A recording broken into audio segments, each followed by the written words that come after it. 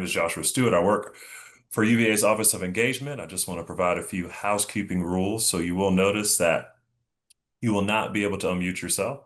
But if you have any questions for our lovely panelists, please be sure to put them in the chat, and Walker or myself will be sure to get to them at the end of the program. And if there anything else pops up, feel free to message us throughout the program. So thank you all for joining. I'll turn it over now to the UVA Club of Washington, D.C. co-chair of the Speaker and Panels Committee, Walker Freer. Walker? Thank you, Josh. Good evening, everyone. I'm Walker Freer with the UVA Club of Washington, D.C. I graduated from UVA in 2007 with a degree in history. And as Josh mentioned, I'm the co-chair of the Speaker and Panels Committee. So just a little bit about the UVA Club of Washington, D.C. We're a nonprofit volunteer organization dedicated to building and improving ties among DMV alumni, friends, and family. We aim to provide a lifelong bond to the university through social, service, sports, cultural, and networking events and opportunities. And the Speakers and Panels Committee, we put on 3 to 4 events per year, mostly virtual, of general interest topics. And tonight we're delighted to be joined by 3 alums and former Jeopardy contestants, Kadeem Cooper, Donnie Edgmond, and Kristen Husek. Tonight's event will cover how Kadeem, Donnie, and Kristen were selected to participate on Jeopardy, how they prepared for their appearances, their experience competing on the show, and perspectives that us watching at home might not see or be aware of. So just as an FYI, we did receive 10 to 12 questions beforehand, which I will intersperse if we don't cover it during the course of our kind of natural outline. But we will reserve the last 10 to 15 minutes for questions from the audience. Those can be added via the chat. Before we start, let me quickly introduce our panelists, and then we'll jump in. So I'll start with Kadeem. Kadeem graduated from UVA in 2010 with a degree in government and foreign affairs. At UVA, he was a member of the Guide Service, first-year players, and class council. Kadeem appeared on Jeopardy in the 2009 College Championship Tournament. Next, we have Donnie. Donnie graduated from UVA in 1997 with a degree in economics and American government. He finished 3rd in an episode of Jeopardy that aired on December 10th, 2015. He also played on Who Wants to Be a Millionaire and runs a trivia business that he founded with several of his closest UVA friends. And lastly, Kristen Husek. Kristen's a 2008 UVA graduate with a double major in economics and French. She's a practicing attorney and currently lives in Washington, D.C. with her husband and 1-year-old son. She first appeared on Jeopardy in October 2020 with Alex Trebek as host, and appeared again as a contestant in a Jeopardy wildcard tournament in the fall of 2023 with Ken Jennings as a host. So she got 2 different experiences. So just a little bit about how we'll approach the conversation tonight. We hope this will be really more of an informal discussion, starting with the getting on the Jeopardy process, kind of going into the game day behind the scenes, and then just some interesting anecdotes and highlights that Kadeem, Kristen, and Donnie can share with all of us who are a little more familiar just from watching on our TV sets at home. So we'll start with getting on Jeopardy. So Kadeem, Kristen, Donnie, if you all could just kind of describe the application process, how you trained, prepared, and just really came to be interested in appearing on Jeopardy. So Kadeem, we'll start with you. Sure. So as Walker already said, I competed in the college championship, which is limited only to college students. And so I was a 3rd year at UVA watching TV, and they had an advertisement, during Jeopardy saying, we're looking for contestants for the college championship, like take this test on our website.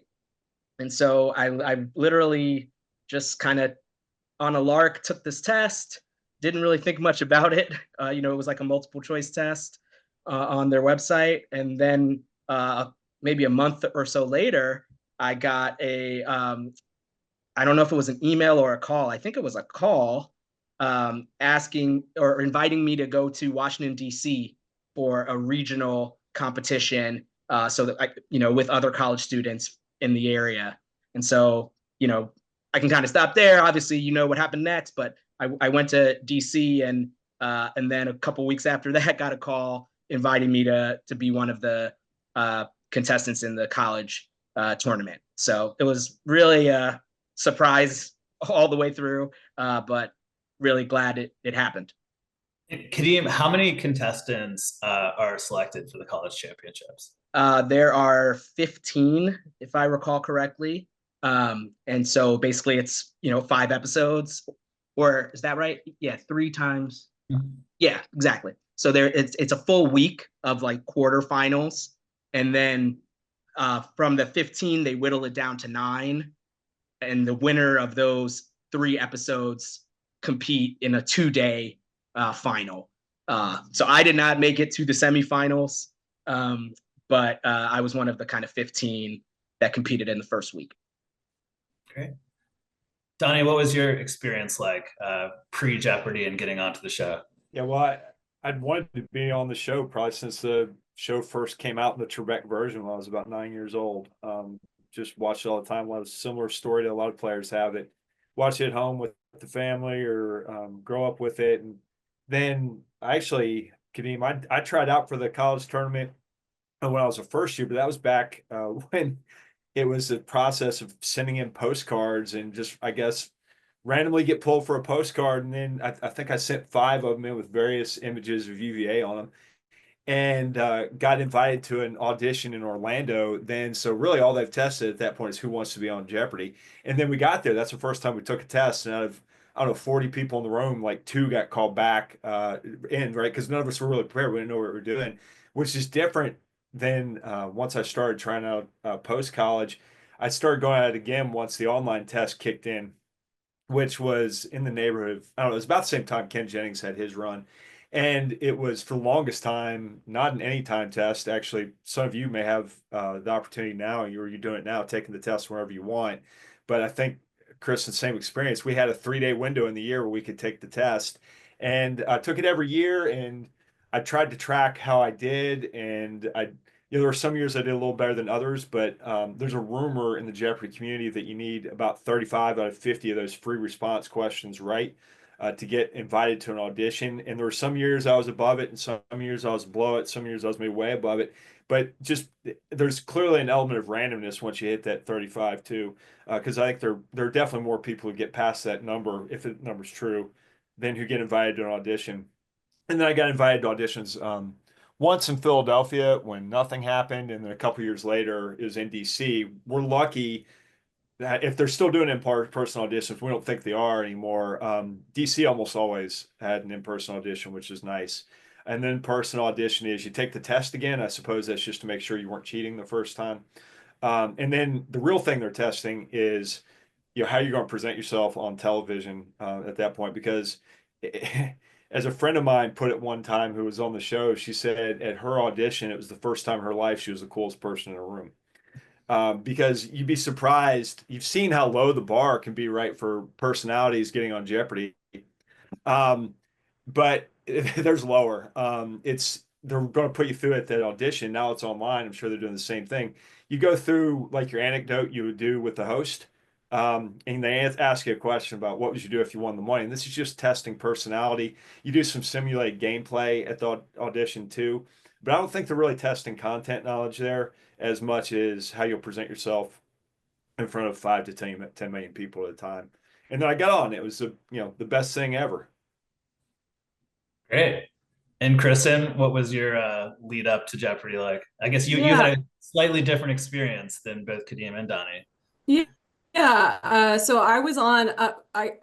I got asked to be a contestant after the second time I auditioned. So I auditioned once in DC, and then they kind of put you in the pool of potential contestants and say, you could hear from us tomorrow, or you could hear from us 18 months from now, or you could hear from us never. And so I was in the never camp on the first time I auditioned. And then the second time I auditioned, I was living in San Francisco. I auditioned in person, and then COVID happened, and there was they stopped taping for a while, and then they resumed taping. But when they resumed taping, they were only doing it they were only doing it for people who could drive to LA. And so I think, I think I was chosen because I was living in San Francisco, so I could drive to LA to go to the studio.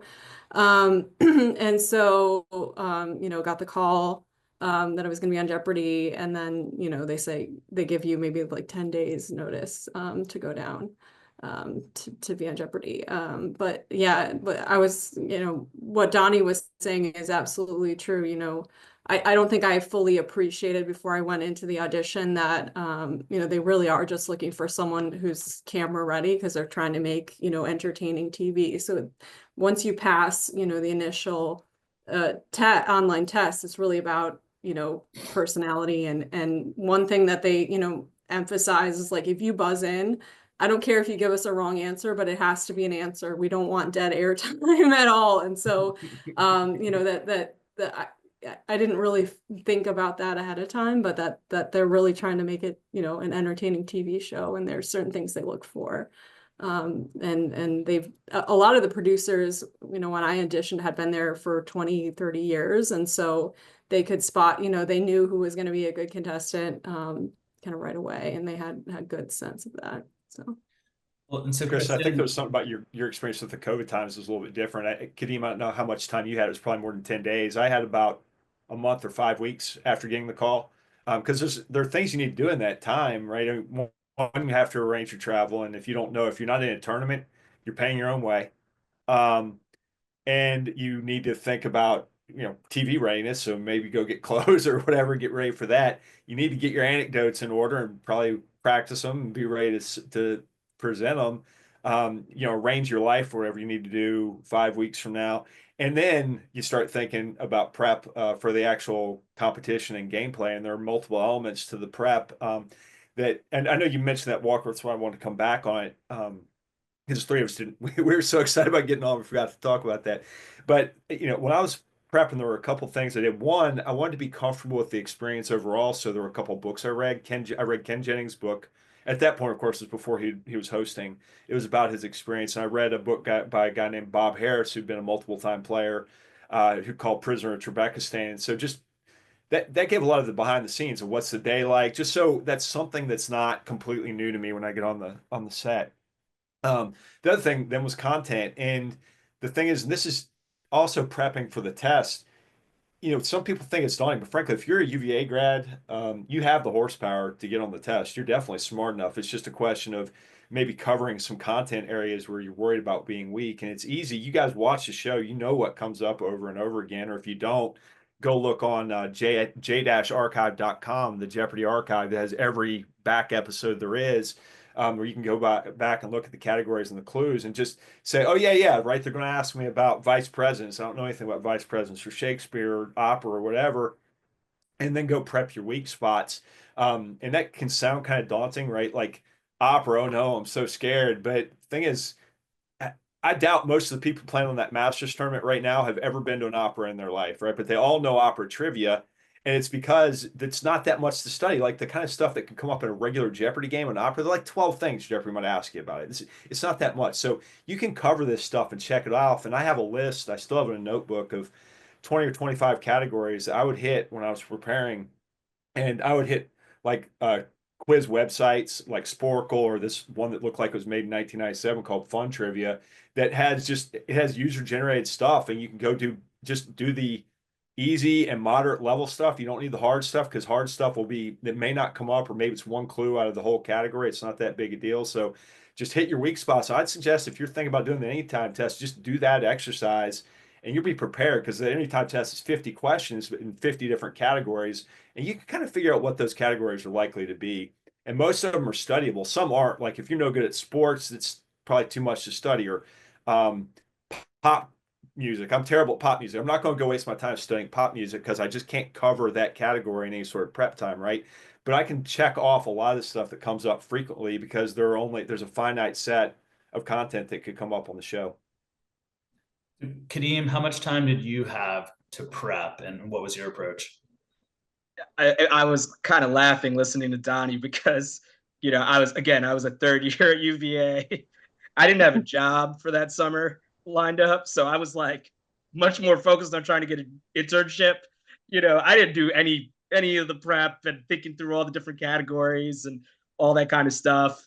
I was feeling pretty overwhelmed with school at the time, doing different activities, and I had like a very hard course load that semester. So it kind of snuck up on me. It was like, oh damn, I'm supposed to fly to California next week and like compete on Jeopardy. And and I lost, as I already said. So like, afterwards, there was a lot of like, man, I should have prepared more. I should have done this. I should have done that. And but in the moment, I think it didn't really hit me that I was competing on Jeopardy until I was like on the plane. Well, let me make you feel a little bit better about that, Kadeem. Of all the prep I did and all the studying I did, exactly 0 clues in my game were related to anything I studied. Fair, exactly. So, but yeah, I don't know. Kristen, I'm curious, like how you prepared, if at all. Well, yeah. So I had 9 days, and actually, in between finding out I was going to be on Jeopardy and the taping, I was getting married, so I didn't really prepare. I made some flashcards that I tried to flip through just to make myself, it was more like a confidence, but like at least I did something. But nothing came up. I think what wished I would have done was I didn't realize how important the buzzer timing was. Oh, And geez, so yeah. I think practicing that would have actually, been a better bang for my buck in terms of time, is practicing that. There were some people that I met during the tournament that were just like, just practicing the buzzer, and they were the ones that actually did better than some other people because of the timing. That's something that folks at home don't necessarily understand, right? Everybody on the show knows the content, right? I mean, in any given game, what do you figure? Every player knows at least 2/3 of the responses, at least, right? And so the winners and losers come down to just a couple of things. One is buzzer speed, and I don't know how practicable it actually is, Chris. And I wish I could figure out how to do that. I tried. I was on my tape day, right? When we were practicing. This is part of the magic of television, right? It's 5 shows taped in one day. And so everybody practices together. There's just to get used to the stage hour or so where everybody's rotating through and playing everybody from that tape day. And I was one of the faster players for sure. But there were like 3 other people I was worried about, and I got 2 of them in my game, right? And so it comes down to buzzer speed and then luck and finding, and also execution on daily doubles and wagering on them. And then, of course, wagering and execution on Final Jeopardy. That's how you win on Jeopardy. Everybody's content coverage is pretty good. Well, that's a perfect segue into kind of the game day experience. So, Donnie, do you just want to kind of expand on that and kind of? I mean, I'd like to hear. I think Kadeem probably had such a cool experience, and then Chris was just probably weirdly limited because of the COVID stuff, at least until you came back for the wild card.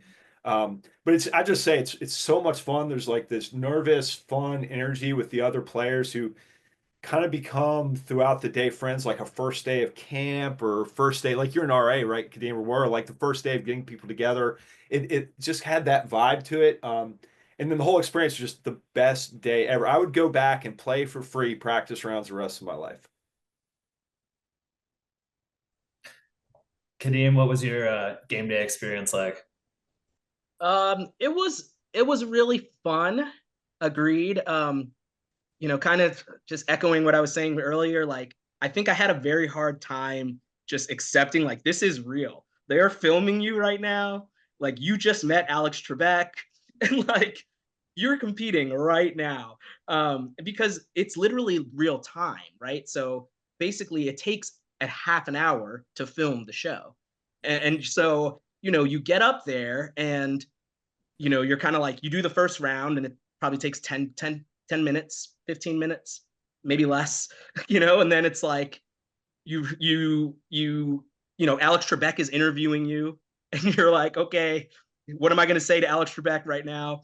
And then you're competing again, and then it's Final Jeopardy, and then it's over. So it just, I can't like stress enough, like how fast, at least for me, it felt like I recognized that I was having issues with the buzzer.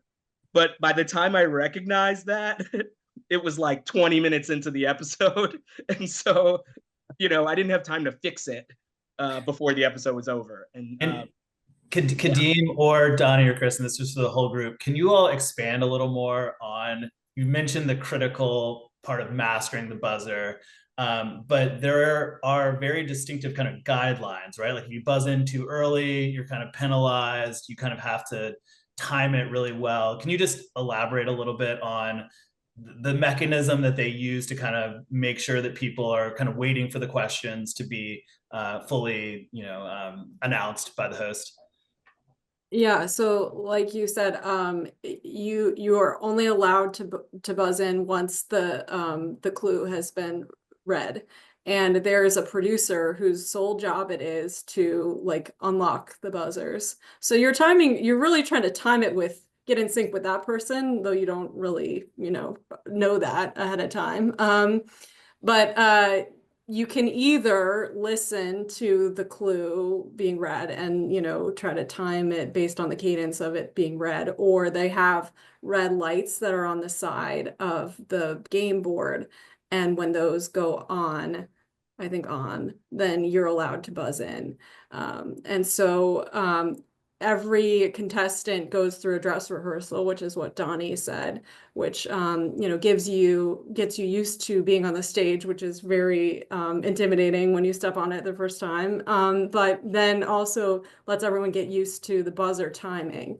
And I found when I did the dress rehearsal that I was looking at the lights and my timing was off. And so then I got advice. Okay, well, they can see, the producers can see who's buzzing in on every question, and they can kind of see if you're coming in too early or too late.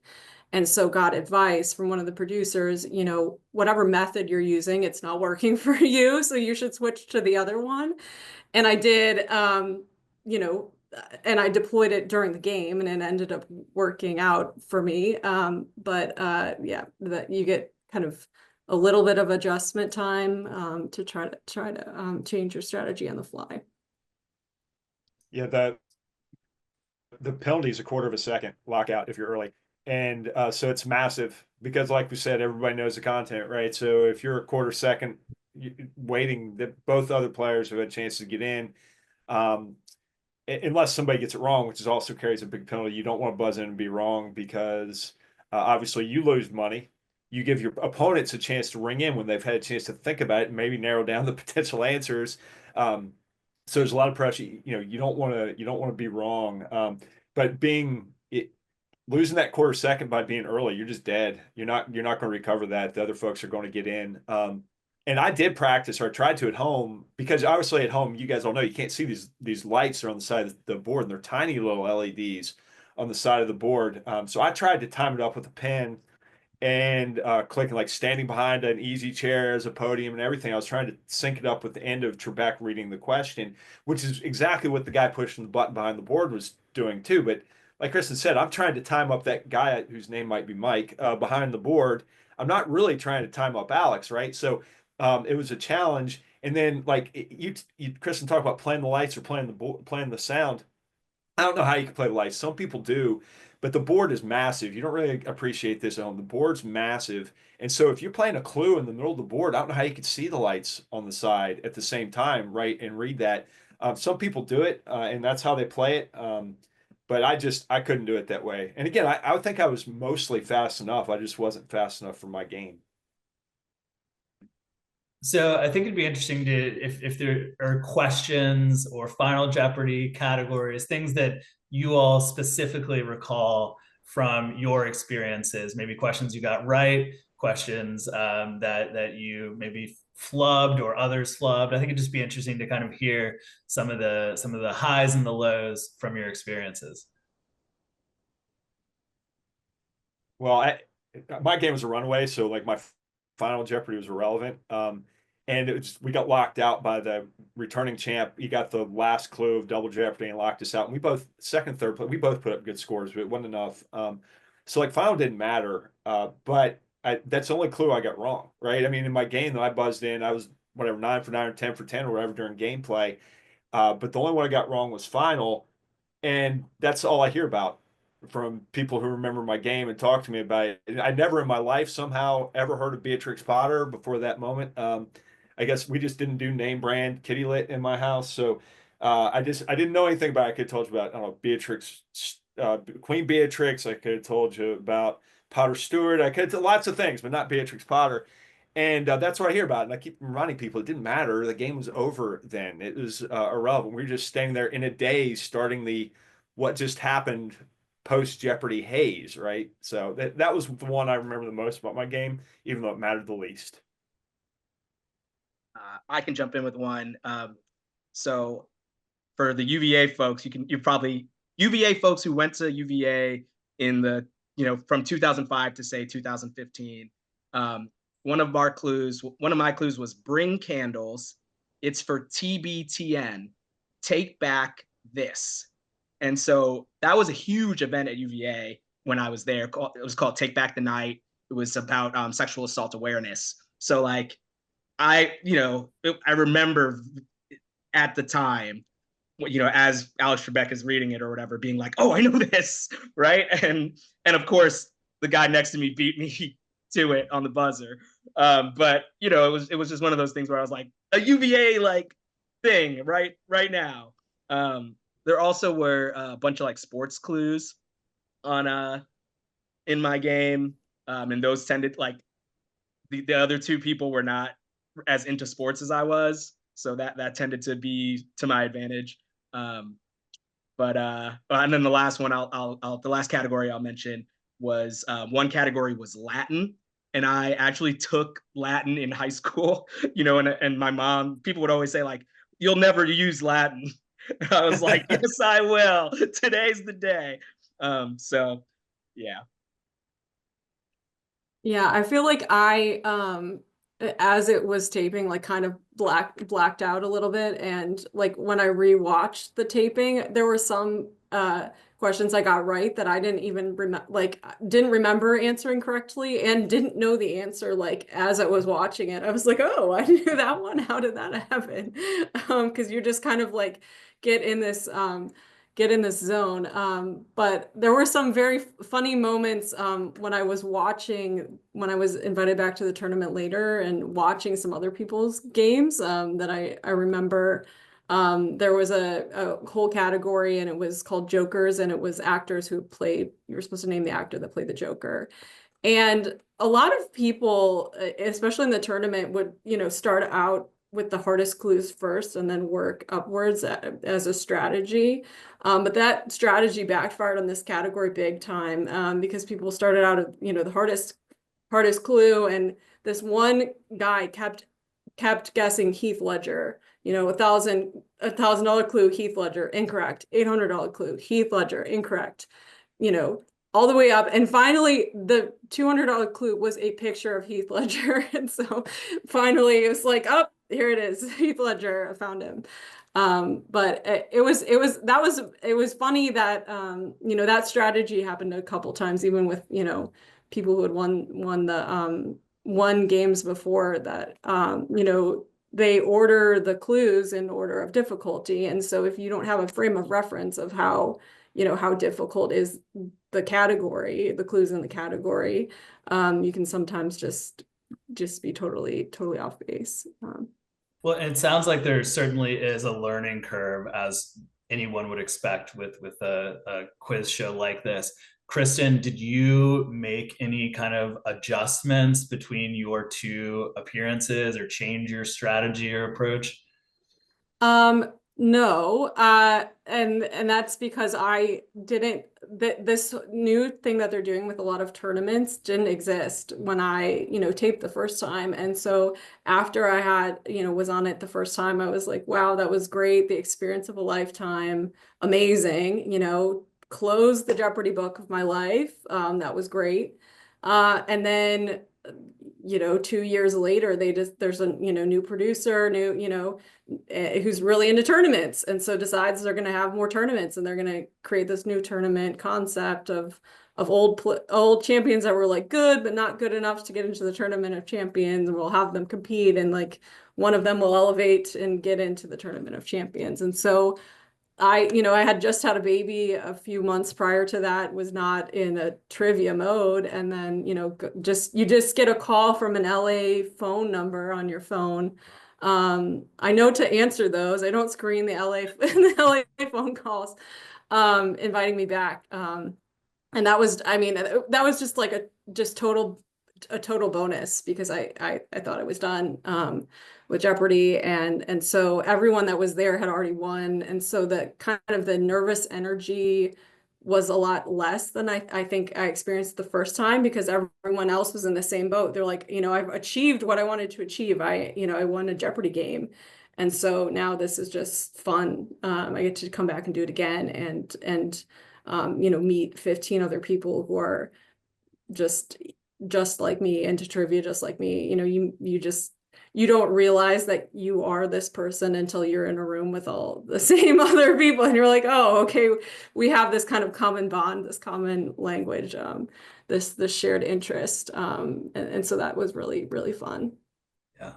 It does seem like the Jeopardy community is very close-knit, very supportive, a really collegial atmosphere, just from what we see on TV. It Yeah, is. I would say. It's a unique fraternity, right? And that we've earned our way into. And something that we all kind of had a passion for when we're in it. Kristen, I love the way you put that, of finding out you are this person. And a lot of people, we're now able to stay connected a little bit as former players, and getting to do events like this. I just love it. It's fantastic. It's anytime somebody wants to talk, I try not to push it on people. I don't bring it up ever, but if somebody wants to talk to me about the experience, I try not to just go on forever with it, because I could. It was that great.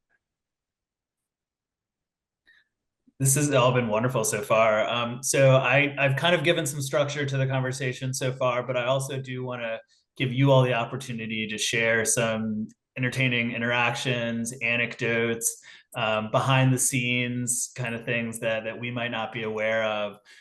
So I'll just kind of open up that question to all three of you, just things that you didn't expect, that surprised you about the experience, or that we might find entertaining.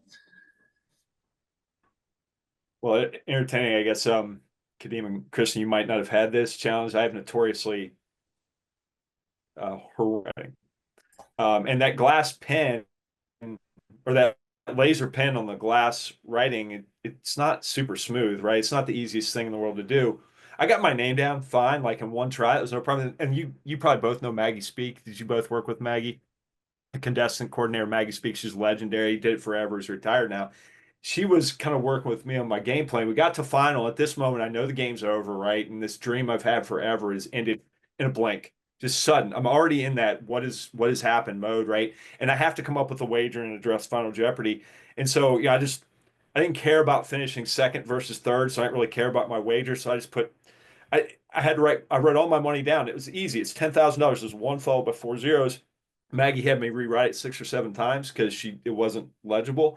And so by the time I was done with that and doing this, iterating it over and over, both of the players in the middle podium, both of the players on either side of me were laughing at my instruction to keep rewriting my wager. One thing I didn't fully appreciate is, I think Donnie alluded to this earlier, that each day that they tape Jeopardy, they tape a week's worth of shows. And so, that means that the host has, a great job, because they, do a year's worth of work in like 20 tape days or whatever. But it also means that, if you win, you just have to go back, you get 20 minutes to change your outfit to pretend like, it's a new day. And then you just have to go back onto the stage and repeat the same performance. And, for me, at least, I had this huge rush of adrenaline, like, oh my gosh, I won Jeopardy. Like, this is a dream come true. And then they're like, okay, great, do it again, go back out there. And it made me have a much greater appreciation for, these the champions that go on long stretches, because they have to just be on their game just right after, winning. You have to kind of immediately erase that past experience from your mind, forget the questions that you flubbed or, you know, whatever you did, and do it again. Kristen, were all 4 of your original games on the same tape day? No, I had 3 on the first day, and then, or 2 on the first day and 2 on the second day. And so another thing, you know, I started the day with got Kevin, who had already won, I think, 4 games in a row. So you show up to the tape day and they're like, well, we have a, you know, reigning champion who's here amongst our midst. It's Kevin, and he's already got 4 games under his belt. You know, who are the first victims, you know, to go up against Kevin. And they just randomly draw, you know, names out of a hat to pick, you know, what order people go in. And so then I watch Kevin continue his streak throughout the day, and then realize that I'm, you know, going to have to face him. So that, you know, there's kind of an added element there of, you know, when you show up, there's always a reigning champion that you're going to have to go up against, and you never know if it's going to be someone who's won 1 game or it's, you know, Ken Jennings that you're going to have to play against.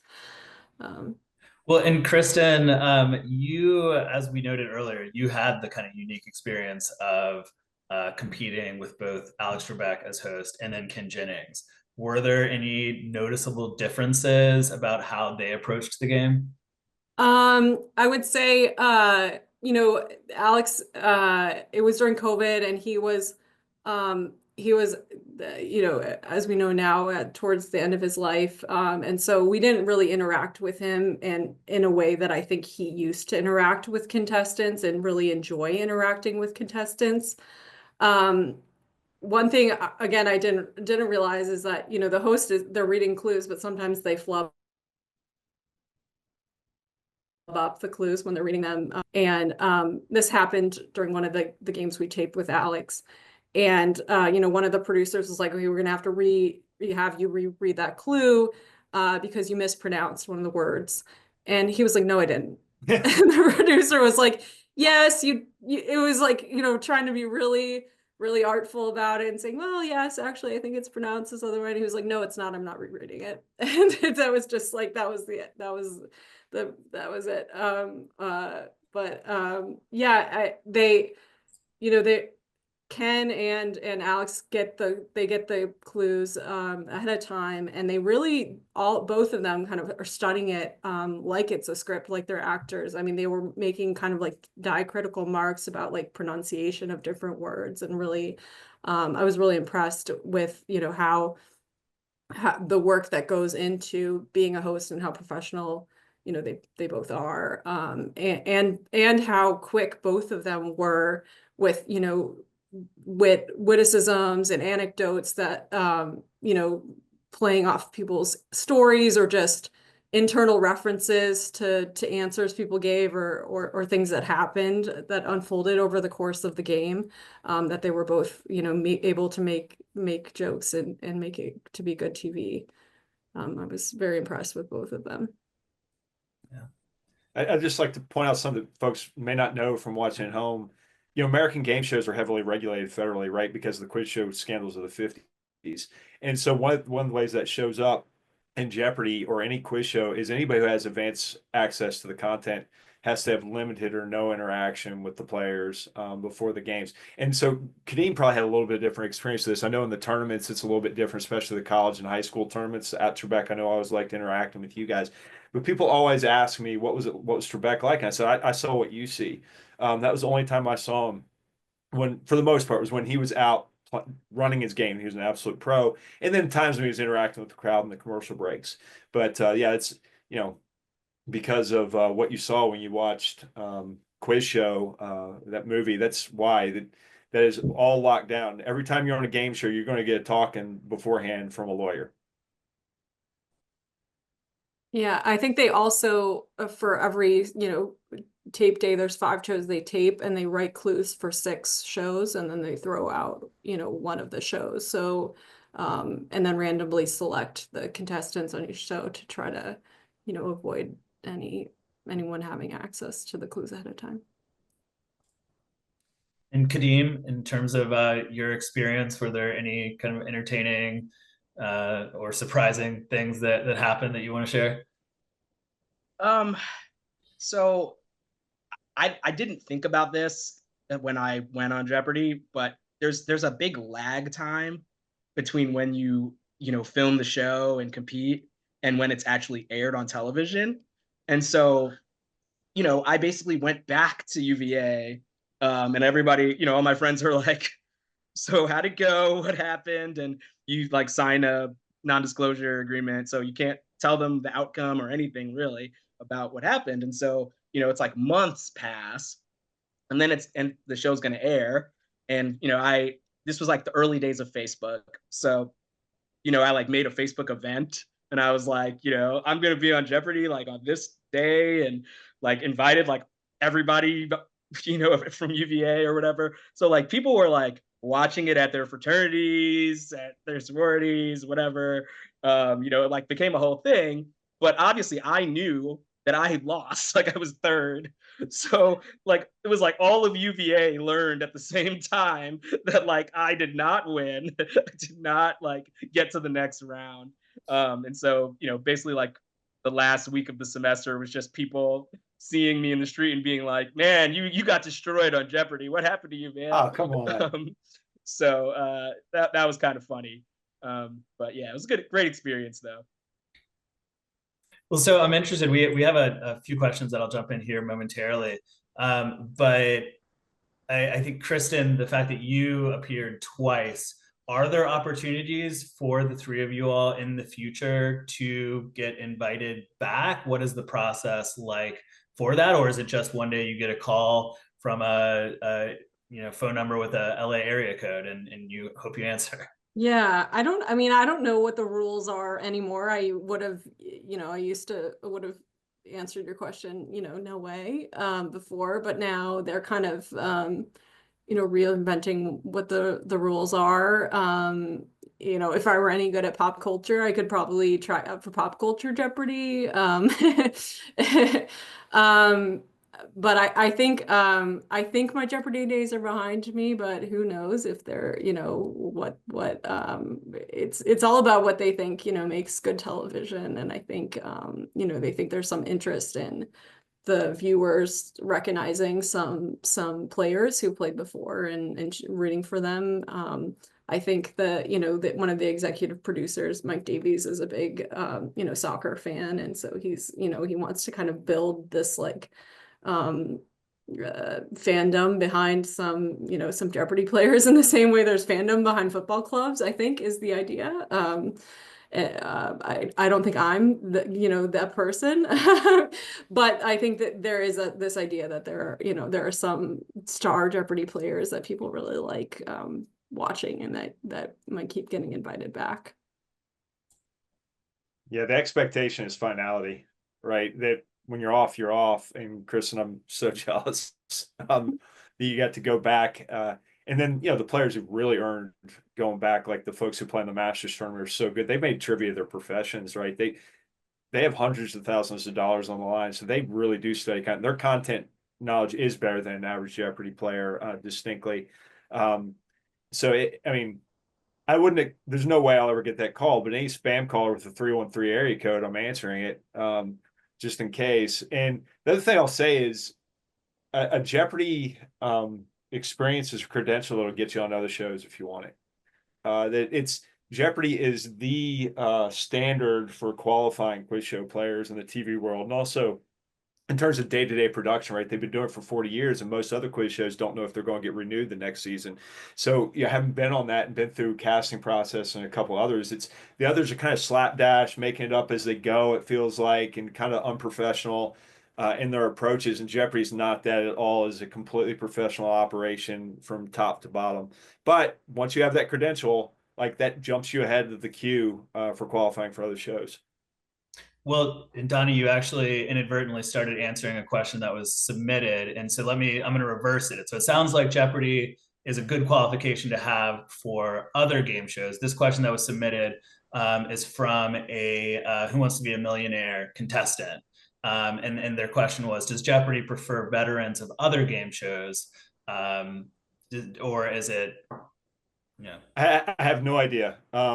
I can't imagine it would hurt you, except for the standard thing about, a lot of quiz shows don't want to have people who've been on other shows a lot, and that kind of shows up as a rule that a lot of them have of not having been on 3 shows or more than 3 shows in a 10-year window. Um, so no, if you played on Millionaire once, I don't think that would hurt you whatsoever. I know there are people who've done it that way. There are far more who went Millionaire or went Jeopardy into Millionaire, but I know there are people who've gone Millionaire to Jeopardy. You knew how to study to get. I mean, obviously, getting on Millionaire is different, but you can study and make that happen. And then, like you would put that probably somewhere in your notes when you're putting together an application process, but like they're not going to have you present that as one of your anecdotes that Ken might ask you about because they don't want to promote another show unless something, I don't know, crazy that they want to talk about happened on that. But yeah, I'm sure it doesn't hurt you. It would obviously you've had some presence and experience in front of a television camera, but I don't know that credential works the other way quite like it does Jeopardy to other shows. So moving on to some of the questions that were submitted beforehand by attendees, I'll kind of combine these two. And Kadeem, we'll start with you. How has Jeopardy changed your life, and what is the most unusual or amusing place that you've been recognized as a former Jeopardy contestant? Yeah, so honestly, I don't feel like I've really been recognized as a Jeopardy contestant, which I kind of love. I think it was something that when I was at UVA, people knew about me, especially fourth year, because I did it as a third year. But it's not something that has like traveled with me as I started my like professional career. It's not, and so it's very often like a fun fact that I can give, when we're doing icebreakers at some company event, right? It's just it's nice for it to be that versus like what I imagine celebrities go through, where like they're getting recognized at dinner and all that kind of stuff. And there was the first part of your question. Sorry, can you just repeat the first part? How has being on Jeopardy changed your life? Okay. And kind of in the same way, I don't know that it was like a permanent life-changing event for me. I mean, the great thing about College Jeopardy, the College Jeopardy tournament, is just by being one of the quarterfinalists, you win money. So I won a $5,000, award. Just even though I came in third in my game, I still got $5,000 out of it, which as I was 20 years old, was like, great, this is just extra money that I wasn't expecting. And beyond that, I mean, $5,000 it seemed like a lot back then, but as you all know, like wasn't a life-changing sum. And it's more just something that I like. It's like a great memory. And so it's something I hold on to, but it hasn't changed me as a person. Mm-hmm. Kristen? Yeah, I would say, I just taking the questions in reverse order. I've been recognized a few times by like opposing counsel. Like, I recognize you from somewhere, and you're like, oh, maybe TV, and they're like, yeah, actually that's it. So yeah, so I would say being in the tournament, I have made a lot of like friends, people, there were a few people in the wild card tournament that live in the DC area. And so we'll, meet up and go to trivia together, of course. And so I think that, that experience in particular, was great because, like I said, you're meeting like-minded people, and it's a less stressful situation. So, we all got to just watch the whole tournament after we lost. And so that was just really, really fun to be able to watch more games, as a spectator, because we just all like Jeopardy. And then I think as a person, I think it did make me more confident. You know, you have this dream to do this thing, you throw an application in, and then, you know, you get called to be on the show, and then, you know, you realize like, oh, I can do this. I can, you know, anyone who he even makes it on the show is, you know, it's an achievement. And so I, you know, I really, I think that has increased just my confidence levels of, you know, that I've taken to other parts of my life of like, you know, you think this is something that you can't achieve because it seems, you know, too far off or too difficult, but actually just go ahead and try. Just take that, you know, take that online test and see what happens. Yeah, I'll throw out a stat there that I heard. I don't know how much it's changed in the anytime test era. It's probably more extreme, but when I get on, the producers told us 100,000 people a year take the Jeopardy test, and about 200 get on, right? So it is it's something we're obviously good to make it on, but also lucky. There are elements of randomness at both selection levels, for sure. But it's something that's special because of that. And in terms of recognition, like it, I didn't nobody even say anything to me at the gym the next day, right? That's just there was nobody recognized. And you know, people occasionally now, somebody will say something, oh yeah, Donnie was on Jeopardy. I say, oh, I think I remember. Like, no, you don't. You don't remember a random Thursday night from 2015. There's no way. So like recognition, no. But in terms of life, yeah, there's the people we met that day or people I met through the Jeopardy community. And Kristen, I'm sure when you roll into some pub with your Jeopardy players with you, you just crush souls that night. And I love that. Um, and I'll tell you that, like, you know, I kind of lean into trivia as part of my life that way too. And like, I don't really pay for beer very often anymore because I win so much in pub trivia, right? With my dad. It's just, uh, so that's a part of it. And then, you know, I've had the experience where I started a business that was trivia oriented because I had an idea that I couldn't let go. It was entrepreneurially related to trivia that I pursued. And I pursued it with at least as partners, they're not really actively involved day to day with some of my best friends from UVA, is creating a business that is trivia orientation. You guys, some of you, hopefully you've run across this before. We make trivia books, um, organized by city. Right now we're doing states soon. So like just a real quick pitch. Contact me if you want to do any corporate gifting, or you can buy them on Amazon. They're really great gifts, but it's fun for me. I'm writing trivia questions today. I was telling the group before everybody else joined, I was writing a bunch of trivia questions about Kentucky today. And that's not something I would have done if I hadn't been on Jeopardy. That wouldn't have been something I would have considered as something I could do in my life. So it's definitely it's huge. It's been monumental for me. And then just having this life achievement, right? That we all know Thomas Jefferson famously put three things on his gravestone, right?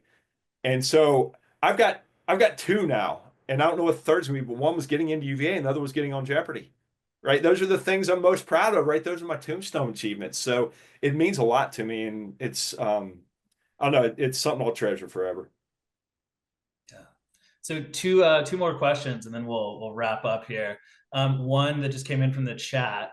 After your show was taped, did folks that taped that day go their separate ways, or did you go out for drinks afterwards? And then in parentheses, with the winners picking up the tab? Question mark. When I was on the first time, it was pretty sad because it was COVID. And so once you taped your show, you weren't even allowed to stay in the audience anymore. They just kind of like kicked you off the lot, which was just really, really sad. So that's why I was glad, you know, to have this other experience of the tournament where everyone was staying in the same hotel together. And so we did have that experience where everyone kind of, you know, got drinks together, and of course everyone was replaying their game of like, oh, I should have said this, or I should have buzzed in this, or I should have wagered this, or whatever. But the checks notoriously take a very long time to come after you tape, and so even the winners don't see their money for a long time. I think they kind of hold it over you until the show tapes, like Kadeem was saying, and you know, they make you sign this NDA. And so I think if you I don't know if you misbehaved, if they would not send you your prize money. So Kadeem, what was it like for you being competing against fellow college students? Yeah, absolutely. So because it was a college tournament, we had all flown in from colleges all around the country to California. And so, after the taping was done, we kind of knew who won. We all just hung out and, we were all like 20, 21. So we just kind of went to a bar, whatever. And like I was saying before, I mean, this is still true today with social media. Like, this was days of Facebook. So like everybody like became Facebook friends with each other, and we're all kind of like talking to each other until the episodes aired, and probably a little bit after that. But because like the nature of it, and I guess the nature of Jeopardy is that people are coming from all over the country. Like none of us, and college Jeopardy in particular, there's only one person per college. So there's no one else from UVA who competed. And so, I went back to UVA for my 4th year, and all these other contestants went to their schools, and there wasn't really a reason for me to stay in touch with them. I mean, they were all great people. I don't have Facebook anymore, so I'm not even connected to them on social media anymore. But it's got actually, hearing Kristen talk, it's kind of like making me think like, man, we should reconnect and, maybe try to do something. But every now and then I'll look up the guy who beat me and just see like what he's up to. But that's about it. And Donnie, were there any celebrations or get-togethers after yours? No, we were technically allowed to stay and keep watching. I taped on the Thursday game, which is the second to last taping of the day, and most people, and there's a lunch break right before that, so most people, even who'd stayed around to watch the early games, had left by that point. I did stay and watch the last game, and the other player, Shannon, who finished second place in my game, she stayed, and I got to know her father-in-law, who had been on the show before, and her husband, who has since been on the show.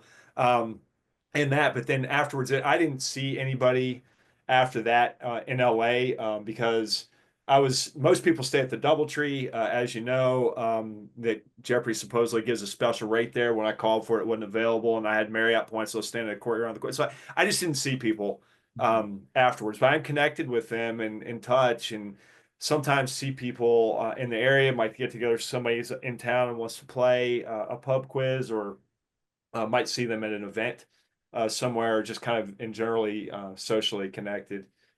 It's important. It's a close community, as you mentioned, Walker, that we kind of all have a shared experience that's important to us.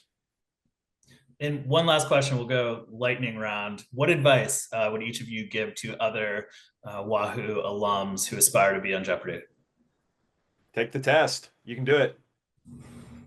Yeah, and be confident. I mean, that's what gets you through the interview stage, is just, projecting confidence. Ditto. Awesome. Well, I want to thank the three of you for being so willing to volunteer your time tonight to give everyone some insights and some entertaining anecdotes about your experiences. I think we'll all be watching Jeopardy a little bit different now. We're a little more educated. And I'm now realizing the irony that at least in the DC area, this event is happening while Jeopardy is airing. So hopefully everybody was able to DVR or check it on YouTube TV. But thank you, Kadeem. Thank you, Kristen. Thank you, Donnie. And thank you, Josh, for organizing this on the UVA side. And I hope everyone had enjoyed the panel and has a wonderful night. Yeah, thanks everyone. Thanks for this great opportunity. Thank you.